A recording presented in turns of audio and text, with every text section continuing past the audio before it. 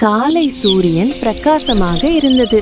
குட்டி பூனை பந்தை அடுத்து விளையாடிக் கொண்டிருந்தது. அது மிகவும் சந்தோஷமாக இருந்தது. அதே நேரத்தில் மரத்தின் கீழ் ஒரு குட்டி பறவை அழுது கொண்டிருந்தது. பூனை அதை கண்டு அங்கு ஓடி, என்ன ஆச்சு, ஏன் அழுகிறாய் என்று கேட்டது. அதற்கு, நான் என் வீட்டை மறந்து விட்டேன் என்று சொன்னது. அதற்கு பூனை, கவலைப்படாதே, நான் கண்டுபிடித்து தருகிறேன் என்று ஆதரவு கூறியது. சரி, உன் ஞாபகத்தில் என்ன இருக்கிறது என்று பூனை கேட்டது. நான் நீர்வீழ்ச்சி சத்தம் கேட்டேன், வானம் ஆரஞ்சு நிறம், சிவப்பு பூக்கள் இருந்தது என்று பறவை சொன்னது. அங்கே புதர்களுக்குள் ஒரு இரகசிய சுரங்கம் இருப்பதை பார்த்தனர். பூனையும் பறவையும் அதை ஆராய உள்ளே சென்றனர். அங்கே ஒரு மாய கண்ணாடி இருந்தது.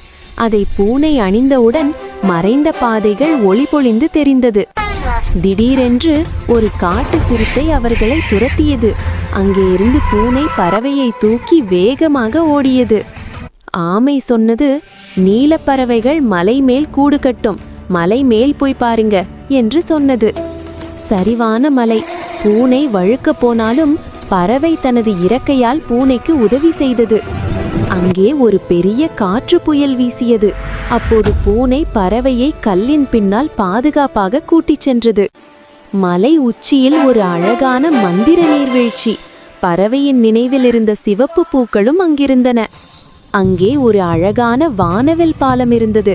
அவர்கள் அதை தாண்டி சென்றனர். வானவில் பாலத்துக்கு அந்த பக்கம் ஒரு இரகசிய பறவை ராஜ்யம். பறவை அதை கண்டு குஷியாக கத்தியது. பறவை தனது குடும்பத்துடன் சேர்ந்தது. அனைவரும் பூனைக்கு நன்றி கூறினர்.